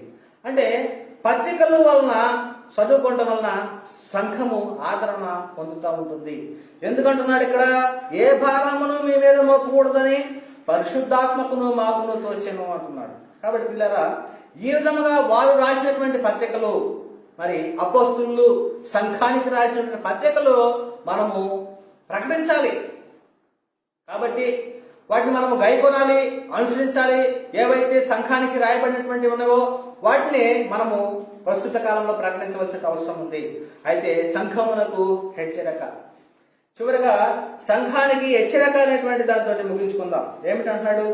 మీరు నేర్చుకున్న బోధకు వ్యతిరేకముగా భేదములను ఆటంకము కలగే వారిని కనిపెట్టి ఉండండి అంటున్నాడు. అంటే సంఘానికి ఎటువంటి హెచ్చరికలు ఇస్తూ ఉన్నారంటే రోమాపత్రిక 16వ అధ్యాయం 17 నుంచి 18 వచనాల్లో, సహోదరులారా మీరు నేర్చుకున్న బోధకు వ్యతిరేకముగా భేదములను ఆటంకములను కలగజేయ వారిని కనిపెట్టిండుడని మిమ్మును బతిమాలుకొనుచున్నాను, వారిలో నుండి తొలగిపోండి. అంటే చూడండి ఎటువంటి హెచ్చరికలు ఇస్తూ ఉన్నాడు సంఘానికి. ఏదైతే మేము చెప్పి ఉన్నామో, ఏదైతే మీరు నేర్చుకుని ఉన్నారో ఆ బోధకు వ్యతిరేకముగా భేదములను ఆటంకములను కలగజేయ వారిని కనిపెట్టి ఉండండి, మిమ్మల్ని బతిమాలుకొనుచున్నాను, వారిలో నుండి తొలగిపోండి. అట్టివారు మన ప్రభు అయిన క్రీస్తుకు కాక తమ కడుపునకే దాసులు అట. ఎవరికి దాసులు అంటున్నాడు? అటువంటి వారు తమ కడుపునకే దాసులు, వారి ఇంపైన మాటల వలన ఇచ్చికపు వలన ఇష్కపుల మనసులను మోసపుచ్చుదురు. సంఘానికి రాస్తున్నటువంటి, సంఘానికి చెప్తున్నటువంటి హెచ్చరిక మాటలను మనము గమనించినట్టు ఏమంటున్నాడు? మీరు నేర్చుకున్న వారికి వ్యతిరేకంగా భేదములను ఆటంకం కలగజేయ వారిని కనిపెట్టి ఉండండి అని, అట్టివారి నుండి తొలగిపోవుడి అంటున్నాడు. ఇంకో చాట ఏమంటున్నాడంటే తిమోతికి రాసిన 2వ పత్రిక 3వ అధ్యాయం 5వ వచనంలో, పైకి భక్తి గలవారయ్యండి. పైకి ఎలా ఉంటారంట? భక్తి గలవారి వలె ఉండి దాని శక్తిని ఆశ్రయించిన వారినే ఇందురు. అంటే సంఘంలోకి వస్తారు, ప్రభు ప్రభు ప్రభు అని ప్రార్థన చేస్తూ ఉంటారు, కానీ విశ్వాసం అనేటువంటిది వారిలో ఉండదు. దేవుని యొక్క శక్తిని వారు గ్రహించలేని పరిస్థితి. అనుమానము, అవిశ్వాసము. అంటే విశ్వాసి అనేటువంటి వాడు, సంఘములోకి వచ్చిన వాడు విశ్వాసి దేని వైపు చూస్తాడు? అదృశ్యమైన వాటిని చూస్తాడు. సంఘములోకి క్రీస్తుని శిరస్సుగా కలిగినటువంటి క్రైస్తవుడు దేనిని చూస్తాడు? అదృశ్యమైనటువంటి వాటిని, అనిత్యమైనటువంటి వాటిని. అంటే అదృశ్యము, కనిపించని వాటి కోసం చూసేటువంటి వాడు. మరి అటువంటిది క్రైస్తవుడు. అయితే మరి ఇక్కడేమంటున్నాడు? శక్తిని ఆశ్రయించిన వారు ఎలా ఉంటారంటే, మాకేమైనా లాభము జరుగుతుందేమో, మేము క్రీస్తుని నమ్ముకుంటే మాకేమైనా ఉపయోగం జరుగుతుందేమో అని చెప్పేసి అని వారు ఉన్నారు. వారు అవిశ్వాసులు. అంటే సంఘానికి చేర్చినటువంటి వారిలో 2 రకాలు ఉన్నారు. ఒకరు సంఘంలోకి వచ్చారంటే మాకేదైనా లాభం వస్తుందేమో, మాకేదైనా ప్రయోజనం జరుగుతుందేమో, మా యొక్క శరీర కార్యాలు కావచ్చు, నా కుటుంబానికి కావచ్చు, నా జీవనోపాధి కావచ్చు, ఏదైనా కావచ్చు, నాకు దేవుని వల్ల ఏదైనా లాభం వస్తుందేమో అని చెప్పేసి అని దృశ్యమైన వాటిని కోరుకునేటువంటి వాడు ఎవరై ఉన్నాడు? శక్తిని ఆశ్రయించని వాడు. దేవుని శక్తిని, పైకి భక్తి ఉంటది, దేవుని శక్తిని ఆశ్రయించిన వాడు. అయితే విశ్వాసి అదృశ్యమైన వాటిని చూసేటువంటి వాడు. పరలోకంలో ఉన్నటువంటి ప్రతి ఒక్క ఆశీర్వాదాన్ని పొందుకోవడానికి ఎదురు చూసేటువంటి వాడే విశ్వాసి. అందుకనే ఉన్నాడు, పైకి భక్తి గల వారి వలె ఉండి దాని శక్తిని ఆశ్రయించిన వారిని ఇందురు, ఇట్టి వారికి విముఖుడవై ఉండువు. అంటే ఎవరైతే ఇటువంటి వారు సంఘంలోనికి వస్తూ ఉంటారో అటువంటి వారికి కూడా విముఖుడవై ఉండాలి. ఇంకొకటి ఏమంటున్నాడు? యోహాను రాసినటువంటి 2వ పత్రికలో 1వ అధ్యాయము 9 నుంచి 11 వచనాల్లో, క్రీస్తు బోధయందు నిలిచి ఉండక దానిని విడిచి ముందునకు సాగు ప్రతి వాడును దేవుని అంగీకరింపని వాడు. ఆ బోధయందు నిలిచి ఉండవాడు తండ్రిని కుమారుని అంగీకరించువాడు. ఎవడైనను ఈ బోధన తేక మీ వద్దకు వచ్చిన ఎడల వానిని మీ ఎంట చేర్చుకొనవద్దు, శుభమాని వానితో చెప్పనవద్దు. శుభమాని వానితో చెప్పువాడు వాని దుష్ట క్రియలలో కూడా పాలువాడు అవుతాడు. అంటే ఏమంటున్నాడు ఇక్కడ? క్రీస్తు బోధ యందు నిలిచి ఉండక దానిని విడిచి ముందునకు సాగు ప్రతి వాడును దేవునిని అంగీకరింపని వాడు. ఆ బోధ యందు నిలిచి ఉండువాడు తండ్రిని కుమారుణ్ణి అంగీకరించువాడు. చూడండి ఇక్కడేం చెబుతున్నాడు? క్రీస్తు బోధ యందు నిలిచి ఉండక దానిని విడిచి ముందునకు సాగు ప్రతి వాడు అంటున్నాడు. క్రీస్తు బోధ ఎక్కడ ఉంది ఇప్పుడు? సత్య ఏమన్నాడు? సర్వసత్యమైనటువంటి బోధ. సర్వసత్యములోనికి నడిపిస్తాడు. నేను వెళ్ళిపోయిన తర్వాత నేను తండ్రిని వేడుకుంటాను, నేను వెళ్ళిపోవడం మంచిది. ఆదరణకర్త అనగా సత్యస్వరూపిన ఆత్మ వచ్చినప్పుడు మిమ్మును సర్వసత్యము నడిపిస్తాడు. ఆయన ఏం చెప్తున్నాడు? నా వాటిలో నువ్వు తీసుకుని తండ్రివి కలిగిన నీవు నావి. ఈయనేం చేస్తాడు పరిశుద్ధాత్ముడు? నేనేదైతే చెప్పి ఉన్నానో నా వాటిలోనే తీసుకొని నేనైతే ఏ సంగతి చెప్పానో ఆ సంగతిలో చెప్తాడు పరిశుద్ధాత్ముడు. అంటే క్రీస్తు బోధను ఎవరు ప్రకటిస్తూ ఉన్నారు? అపోస్తులు చేసేటువంటి బోధే క్రీస్తు బోధ. అపోస్తుల బోధే క్రీస్తు బోధ అనేటువంటి విషయాన్ని వీళ్ళు గ్రహించడం. ఇది గ్రహిస్తేనే నిత్య జీవానికి మార్గంలో తెలుసుకోగలుగుతారు, నిత్య జీవానికి అర్హులవుతారు. కాబట్టి వీళ్ళగా ఎంత స్పష్టంగా చెప్తున్నాడు మరి ఇక్కడ? తండ్రిని కుమారుని అంగీకరించాలట. వీళ్ళేం చెప్తున్నారు? తండ్రే కుమారుడు, కుమారుడే తండ్రి. వీళ్ళు నిత్య జీవానికి వెళ్ళిపోతారా? ఎట్టి పరిస్థితిలో కూడా వెళ్ళనటువంటి పరిస్థితి. ఇది ఎవరి బోధ? ఇది క్రీస్తు బోధలో క్రీస్తుకు తండ్రి ఎవరు? క్రీస్తుకు దేవుడు ఎవరు? మరి అది గ్రహించట్లేదు వీళ్ళు. యెహోవా యేసుక్రీస్తులాగా వచ్చాడు, క్రీస్తే యెహోవా అనేటువంటిది బోధిస్తూ ఉన్నారు. మరి తండ్రిని కుమారుని అంగీకరించువాడు అంటున్నాడు. అంగీకరిస్తాలి. ఇక్కడ తండ్రిని తండ్రిగా ఉన్నాడు, కుమారుడు కుమారుడుగా ఉన్నాడు. మరి ఈ విధంగా దేవుడిని దేవుడి కుమారుని అంగీకరిస్తేనే నిత్య జీవం ఉంటుంది. కానీ తండ్రే కుమారుడు, కుమారుడే తండ్రి అని ప్రకటిస్తున్నటువంటి బోధలో అది సత్యం లేదు. అది ఎవరి బోధ అంటే అపవాది బోధ. అది దయ్యపు స్వరము, అపవాది స్వరం అని గ్రహించాలి. అట్టి వాటితో శుభమని చెప్పొద్దు అంటున్నాడు. ఏమంటున్నాడు? ఎవడైనా ఈ బోధన చేత మీ వద్దకు వచ్చిన యెడల వానిని మీ ఇంట చేర్చుకొనవద్దు, శుభమని వానితో చెప్పనవద్దు. శుభమని వానితో చెప్పువాడు వాని దుష్టక్రియలో కూడా పాలివాడగును. కాబట్టి ప్రియులారా, గమనించవలసిన విషయము, సంఘానికి చెప్తున్నటువంటి హెచ్చరికలు మరి మనము కూడా అనుసరించాలి. మరి అయితే గలతీ పత్రిక 4వ అధ్యాయము 9-12 చెప్తున్నాడు. ఇప్పుడు మీరు దేవునిని ఎరిగిన వారును మరి విశేషముగా దేవుని చేత ఎరుగబడిన వారునై ఉన్నారు గనుక బలహీనమైనవి నిష్ప్రయోజనమైనవినైన మూలపాఠం తట్టు మరలా తిరగనేలా. ఇప్పుడు చేస్తున్నటువంటి పని ఏమిటి? మూలపాఠాలు. మరలా ఎందుకు వెనక వైపు తిరుగుతారు? ఒకప్పుడు చేశారు, నాశనం అయిపోయారు. ఒకప్పుడు ఇశ్రాయేలీయులు అరణ్యంలో నుండి వచ్చి దూడను చేసుకున్నారు, వారి ఇష్టానుసారంగా జీవించి ఉన్నారు. వారు నాట్యాలు చేశారు, మద్యంతో నిండిపోయి ఉన్నారు.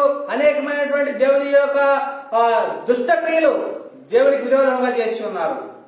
వాళ్ళు నశించిపోయి ఉన్నారు. మరలా అటువంటి వాటిని ముట్టుకొని ఆ మూలపాఠాల మళ్ళీ ఏమన్నా తట్టు తిరగనేలా అంటున్నాడు. మునుపటి వల్ల మరలా వాటికి దాసులై ఉండకూడనేలా.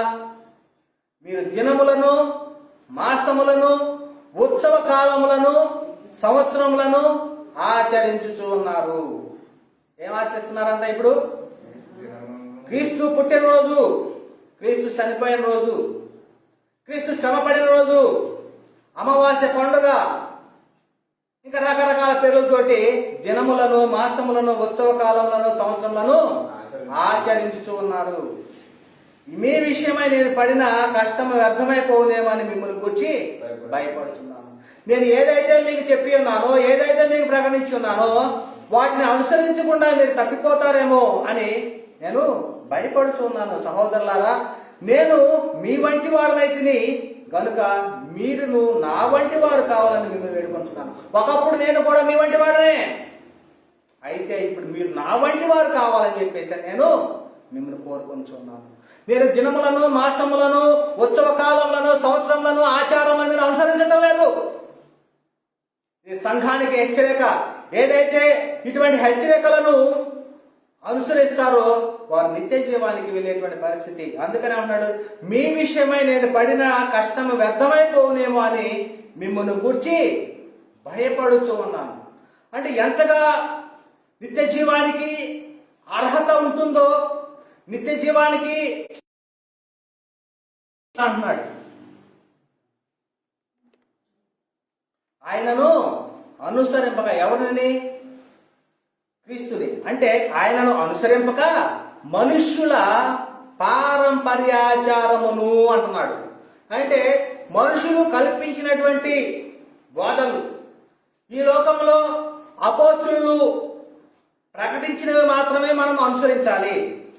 అపోస్తులు కావచ్చు, ప్రభువైన యేసుక్రీస్తు వారు కావచ్చు, పరిశుద్ధాత్ముడు కావచ్చు, చెప్పిన వాటినే మనం అనుసరించాలి. కానీ వారు చెప్పనివి మనము చేయటానికి వీలులేదు.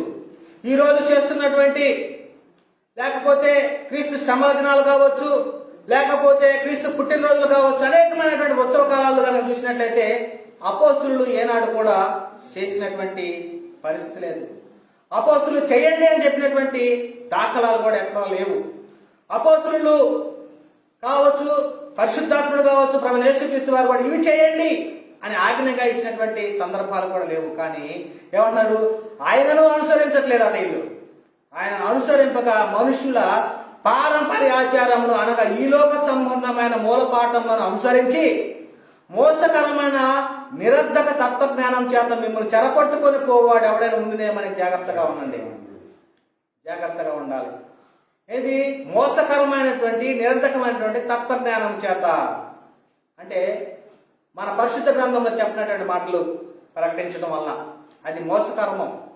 ఏదైతే దేవుడు గాని, యేసుక్రీస్తు గాని, పరిశుద్ధాత్ముడు గాని, అపోస్తులు గాని ఏదైతే అనుసరించండి, ఏదైతే చెయ్యాలని చెప్పారో దానిని మాత్రమే మనం ప్రకటించాలి, దానిని మాత్రమే మనం అనుసరించాలి. కానీ వారు చెప్పనివి చేయడానికి మనకి అధికారం లేదు. ఒకవేళ చెప్పనివి చేస్తే ఏమవుతుంది? మనుషులు పారంపర్యాచారం అయిపోతుంది, అనగా ఈ లోక సంబంధమైనటువంటి మూలపాఠం అయిపోతుంది. దాన్ని మోసకరమైనటువంటి నిరర్ధకమైనటువంటి తత్వజ్ఞానం అయిపోతుంది. కాబట్టి ఇటువంటి వాటి విషయంలో జాగ్రత్తగా ఉండండి అంటున్నాడు. ఇంకొక లాస్ట్గా చివరిగా చెప్పుకొని ముగించుకుందాం. ఏమన్నాడంటే, పేతురు రాసినటువంటి 2వ పత్రిక 3వ అధ్యాయము 16 నుంచి 18 వచనాల్లో వీటిని గూర్చి తన పత్రికలన్నింటిలోనూ బోధించుతూ ఉన్నాడు. ఆయన పత్రికల్లో మరి బోధించాడంట. పత్రికల బోధన అంటారు దీన్ని. ఏమంటారంటే పత్రికల వల్ల బోధించడము. ఇప్పుడు ఆన్లైన్లో క్లాసులు పిల్లలకి ఏ విధంగా చెప్తూ ఉన్నారో, ఆనాడు వీళ్ళు పత్రికల ద్వారాగా దూర ప్రాంతాల్లో ఉన్నప్పుడు పత్రికల ద్వారాగా బోధించున్నాను అంటున్నాడు. ఏమంటున్నాడు? వీటిని గురించి తన పత్రికలన్నింటిలో బోధించున్నాడు. అయితే వాటిలో కొన్ని సంగతులు గ్రహించుటకు కష్టమైనవి. అంటే అపోస్తలుడైన పౌలు గారు రాసినటువంటి పత్రికల విషయంలో పేతురు గారు చెప్తున్నటువంటి మాట ఏమంటున్నాడు? అయితే వాటిలో కొన్ని సంగతులు గ్రహించుట కష్టమైనవి, వీటిని విద్యా విహీనులను అస్థిరులైనటువంటి వారు, అంటే విద్యా విహీనులు అంటే డిగ్రీలు చదివినోడు కాదు, వీళ్ళు దేవుని యొక్క జ్ఞానాన్ని కలిగినటువంటి వారు. అంటే అపోస్తలులు ఉన్నారు విద్య లేని పామరులు అని చెప్పేసి అని చెప్పబడుతూ ఉన్నారు. అయితే వీళ్ళు ఏమవుతున్నారు? ఆత్మ యొక్క నియమాన్ని పాటిస్తూ ఉన్నారు, ఆత్మ యొక్క నియమం చొప్పున నడుచుకుంటూ ఉన్నారు. కాబట్టి వీళ్ళు మరి అనేకులకు సత్యాన్ని, సర్వసత్యాన్ని బోధించేసి వారు పత్రికలు రాస్తూ ఉన్నారు. ఇక్కడేమన్నాడు? వీటిని విద్యా విహీనులను అస్థిరులైనటువంటి, అంటే స్థిరము అయినటువంటి వారు కాదు. అంటే స్థిరమైనటువంటి వారు విశ్వాసమా అవిశ్వాసమా అనేటువంటి కొట్టుమెట్టాడుతున్నటువంటి వారు, సరైనటువంటి స్థిరత్వం లేదు, సరైనటువంటి విశ్వాసం అయినటువంటి వారు తక్కిన లేఖనములను అపార్థము చేసినట్లు తన స్వకీయ నాశనములకు అపార్థము చేయదు. అంటే స్థిరత్వం లేదు వాళ్ళ దగ్గర చూసినట్లయితే. అదే విధంగా మరి ఆత్మ యొక్క నియమం చొప్పున నడుచుకునేటువంటి వారు కాదు. కాబట్టి వీళ్ళు ఏమంటారంటే లేఖనములను అపార్థం చేసినట్లు తన స్వకీయ నాశనములకు అపార్థం చేయుదురు. ప్రియులారా, మీరు ఈ సంగతులు ముందుగా తెలుసుకుని ఉన్నారు కనుక, అంటే ఏదైతే మేము పత్రికల ద్వారా చెప్పి ఉన్నామో, మా నోటి మాటల ద్వారా ఏదైతే ప్రకటించి ఉన్నామో ఇవన్నీ కూడా మీరు తెలుసుకుని ఉన్నారు కనుక మీరు నీతి విరోధుల తప్పు బోధల వల్ల తొలగింపబడి మీకు కలిగిన స్థిర మనస్సును విడిచి పడిపోకుండా కాసుకొని ఉండండి. మన ప్రభువును రక్షకుడు అయిన యేసుక్రీస్తు అనుగ్రహించు కృపయందును జ్ఞానమందును అభివృద్ధి పొందుడి. ఆయనకు ఇప్పుడును యుగాంత దినం వరకును మహిమ కలుగును గాక. ఆమేన్. అంటే ఇప్పటి వరకు చెప్పబడినటువంటి ప్రతి ఒక్క మాట లేఖనము ద్వారాగా లేకపోతే పత్రికల ద్వారాగా అపోస్తులు ఏదైతే సంఘానికి రాసి ఉన్నారో ఆ సంఘానికి రాసినటువంటి పత్రికల యొక్క ప్రాముఖ్యాన్ని మనము తెలుసుకుని ఉన్నాము. కాబట్టి మరి సంఘము అనుసరించవలసినటువంటి మాటలు, సంఘము అనుసరించవలసినటువంటి విధులు, సంఘము అనుసరించినటువంటి మరి ఆజ్ఞలు ఎక్కడ ఉన్నవి అంటే అపోస్తుల బోధనలో ఉన్నవి.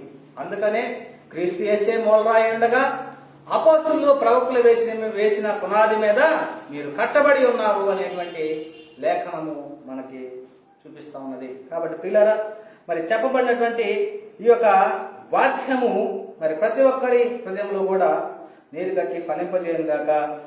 ఆమేన్. అందరికీ వందనములు. దేవునికి స్తోత్రములు.